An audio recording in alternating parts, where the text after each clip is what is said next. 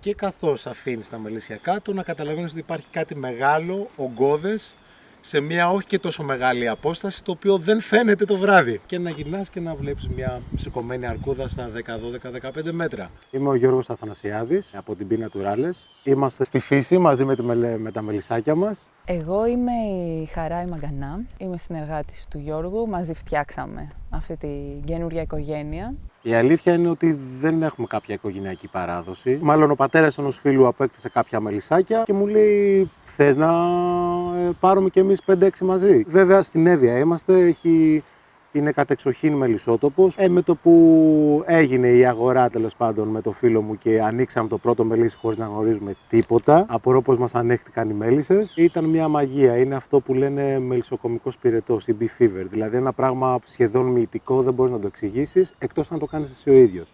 Εγώ δεν έχω τόσο άμεση επαφή με τη φύση, με την έννοια ότι δεν δουλεύω τα μελίσια. Εντάξει, έρχομαι, τα ανοίγω, αλλά δεν είναι αυτός ο ρόλος μου. Εγώ ασχολούμαι με το κομμάτι των καλλιτικών προϊόντων και με το κομμάτι του να βγει η δουλειά προς τα έξω, προς τον κόσμο. Είτε αυτά είναι τα social media, είτε είναι η απευθείας επαφή με τους πελάτες και η εξυπηρέτηση πελατών. Ας πούμε, ο ρόλος μου είναι λίγο παντού. Παράγουμε βιολογικά προϊόντα μέλισσας, πιστοποιημένα, και δεν είναι μόνο το μέλι. Μιλάμε για την γύρι, για την πρόπολη, για το βασιλικό πολτό. Εννοείται και για το κερί που είναι η βάση για τα καλλιτικά μας προϊόντα. Εξασκώ μελισσοθεραπεία, την λεγόμενη ιατρική μελισσοθεραπεία, δηλαδή λέγεται apiculture, μελισσοβελονισμός κατά κάποιο τρόπο. Είναι τα μωράκια τα οποία το έχουν σφραγίσει και είναι το έντομο όπου να είναι έτοιμο να σκάσει. Το ακμαίο, δηλαδή η ενήλικη μέλισσα, ας πούμε.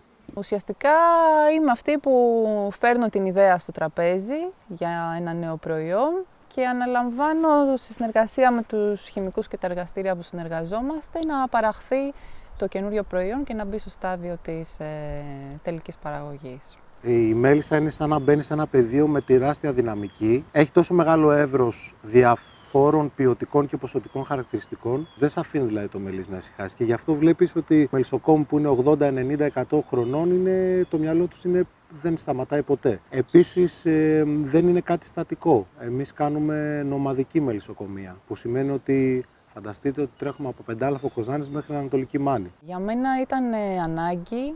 Ήταν ανάγκη να φύγω, να αφήσω τη ζωή στην Αθήνα, να έρθω στη φύση, να κάνω κάτι δικό μου. Πάντα από μικρή αισθανόμουν ανεξάρτητη και δεν ήθελα να έχω, ας πούμε, εργοδότη πάνω από το κεφάλι μου. Ήθελα να είμαι κύρια του εαυτού μου. Και όλο αυτό να γίνει σε ένα περιβάλλον ευχάριστο και δημιουργικό. Οπότε μαζί με τον Γιώργο, όταν ήρθε η μέλισσα στη ζωή μας, αποφασίσαμε ότι μπορούμε και οι δύο να συνδράμουμε σε αυτό. Εντάξει, έχει τις καλές του μέρες, έχει και τις κακές του μέρες. Και οι συνεργάτες έχουν διαφωνίες, πρέπει να πάρουν αποφάσεις οικονομικής φύσεως, επαγγελματικής φύσεως, διαχειριστικής φύσεως. Είμαστε και άσπρο-μαύρο γενικά σαν άνθρωποι, οπότε...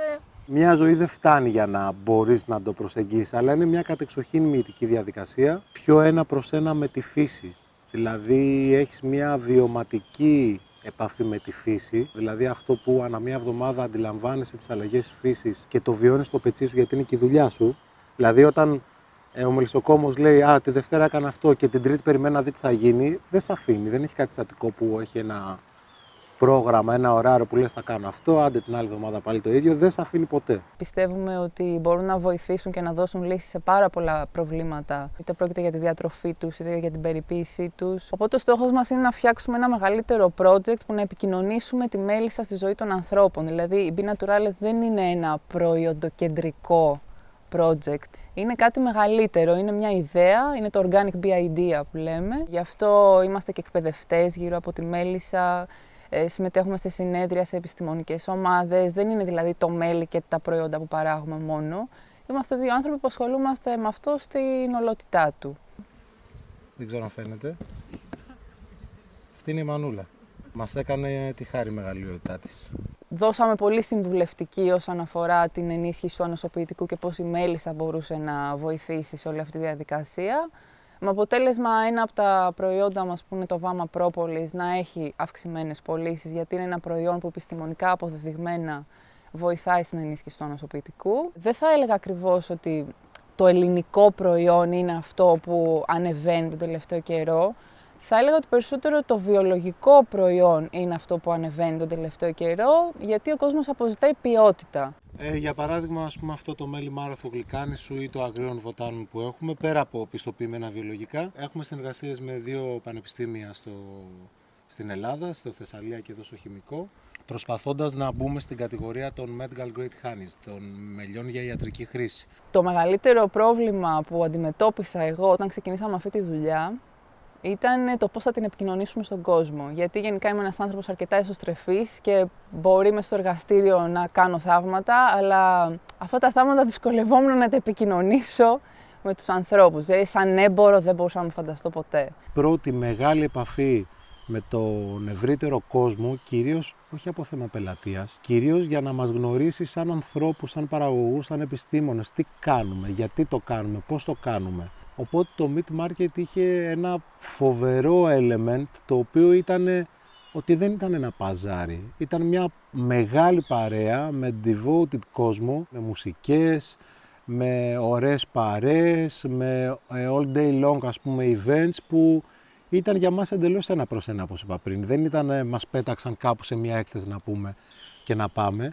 Οπότε ήταν πολύ φυσικό το τρόπο για μας. Με αποτέλεσμα να λυθώ κι εγώ, να καταλάβω την ανάγκη που υπάρχει εκεί έξω και μέσα από μια μεγάλη γιορτή να δημιουργηθούν και φιλίες πλέον. Και η αλήθεια είναι ότι και με τους διοργανωτές, αλλά και κυρίως με τον κόσμο που έρχεται, έχουμε αναπτύξει μια εξαιρετικά φιλική σχέση. Δηλαδή, σε καμία περίπτωση δεν λέμε ότι ήρθε ένας πελάτης.